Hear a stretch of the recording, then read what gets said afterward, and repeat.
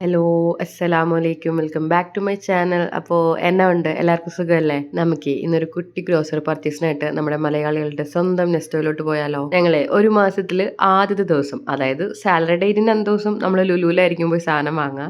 പിന്നെ ഒരു 2 ആഴ്ച കഴിയുമ്പോൾ നമ്മൾ നെസ്റ്റോയും ബക്കാലയിലോട്ടും ഒക്കെ മാറും കേട്ടോ. ഇവിടെയുള്ള മിക്കുള്ളവർ അങ്ങനെ തന്നെ ആയിരിക്കും എന്ന് വിചാരിക്കുന്നു. പിന്നെ അത് മാത്രമല്ല, നമ്മൾ ഈ നെസ്റ്റോയിലോട്ട് വന്നു കഴിഞ്ഞാലുള്ള ഉപകാരം എന്ന് വെച്ചാൽ നമുക്ക് മലയാളികൾക്ക് ഫെമിലിയർ ആയിട്ടുള്ള കുറച്ച് വെജിറ്റബിൾസും കുറച്ച് പ്രൊഡക്ട്സും ഒക്കെ നമുക്ക് കൂടുതലായിട്ട് കിട്ടും കേട്ടോ. ലുലുലും ഇല്ലാന്നല്ല, അവിടെയും എല്ലാം ഉണ്ട്. പക്ഷെ നമ്മൾ കുറേ തപ്പി പിടിക്കണം, ബ്രാൻഡൊക്കെ വേറെ ആയിരിക്കും. പക്ഷേ ഇവിടെ അങ്ങനെയല്ല. പിന്നെ നമ്മൾ ഈ ഫിഷ് ഒന്നും നെസ്റ്റോന്നും ലുലുവിനും ഒന്നും വാങ്ങാറില്ല. കാരണം നമ്മൾ ഫസ്റ്റ് ഒരു 2-3 പ്രാവശ്യം വാങ്ങി പണി കിട്ടിയിട്ടുണ്ട്. അത് നമ്മൾ ഈ സുൽത്താൻ ഇബ്രാഹിം എന്ന് പറഞ്ഞിട്ട് മറ്റേ നമ്മളെ റെഡ് കളർ ഫിഷ് ഉണ്ടല്ലോ, എന്താണ് അതിന്, സുന്ദരി മീനെന്നോ ചുമന്നക്കോര പറയും.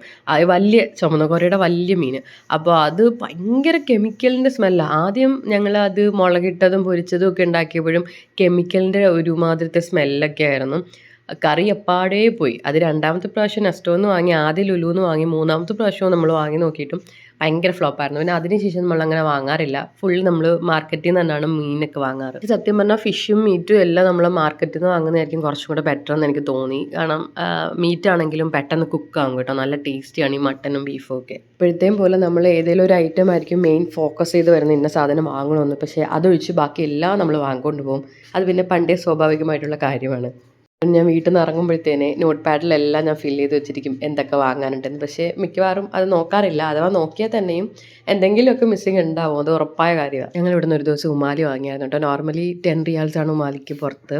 ഇവിടെ 4 റിയാലേ ഉള്ളായിരുന്നു. അപ്പോൾ നമ്മൾ വിചാരിച്ചതിൽ ഓഫറായിരിക്കും, ഞങ്ങളത് വാങ്ങി. പക്ഷേ എന്താ പറയുക, ടു ബി ഫ്രാങ്ക്, വായി വെക്കാൻ കൊള്ളത്തില്ല എന്ന് പറയാം. അതായത് ഫെസ്റ്റായിട്ട് ഇത് കഴിക്കുന്നവരാണെങ്കിൽ അതോടെ വെറുത്തു പോകും കേട്ടോ. അത്രയ്ക്ക് ബോറായിരുന്നു.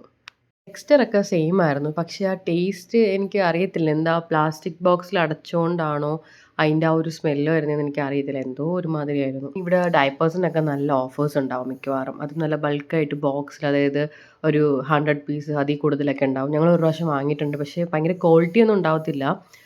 സോ ഒരു പ്രാവശ്യം വാങ്ങിയിട്ട് പിന്നെ ഞങ്ങൾ അവിടുന്ന് ലുലുന്ന് തന്നെ ഈ പാമ്പേഴ്സോ ബേബി ജോയുടെ ഒക്കെ ആയിരിക്കും വാങ്ങുന്നത്. നമുക്ക് വേണ്ട അത്യാവശ്യം കുറച്ച് ഐറ്റംസ് ഒക്കെ എടുത്തിട്ട് ബില്ലിംഗ് കൗണ്ടറിലോട്ട് നിൽക്കുകയാണ്. അപ്പോഴത്തേക്ക് ഈ പൊടിക്കുഞ്ഞിന് ഈ കയ്യിരിക്കുന്ന ഒരു ഐറ്റം വേണമെന്ന് പറഞ്ഞ് ഒരേ നിലവിളിയാണ്. അവൾക്കത് എടുത്തു കൊടുത്തു, പക്ഷേ ബില്ലടിക്കാൻ വേണ്ടി തരുന്നില്ല. ബില്ലടിയും കരച്ചിലൊക്കെ കഴിഞ്ഞ് ഞങ്ങൾ പുറത്തോട്ട് ഇറങ്ങി. അപ്പോൾ ഷോപ്പിംഗ് കഴിഞ്ഞതിൻ്റെ ക്ഷീണം മാറ്റാൻ വേണ്ടി ചായ ചാട്ടി പോയിട്ട് ഒരു ചായ കുടിക്കാൻ നോക്കിയപ്പോഴത്തേക്ക് ഷോപ്പ് ക്ലോസ് ആയി. 2 ചായ മാത്രം മതി എന്ന് പറഞ്ഞുകൊണ്ട് കിട്ടി.